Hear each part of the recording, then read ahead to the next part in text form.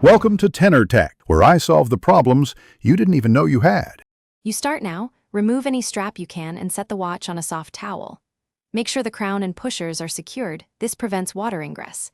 If you know the water resistance rating, confirm it before using water. If not, keep contact minimal. Run a lukewarm tap and give the case a quick rinse to loosen grit and sweat that trap grime. Once done, tap dry with a lint-free cloth so you don't grind particles into the finish. Now you get tactical. Prepare a mild soapy solution, 1 drop of dish soap per 100 ml of warm water, so it foams lightly without residue.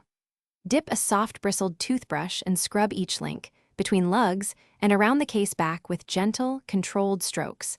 This dislodges oils and sweat buildup.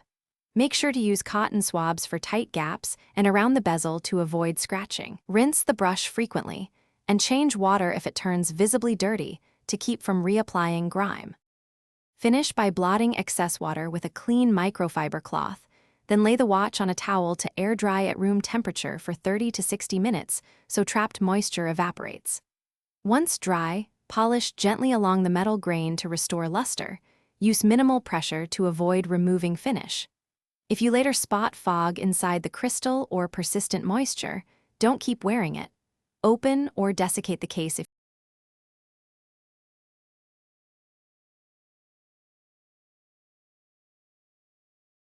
Thanks for watching. Subscribe to keep your life in tune.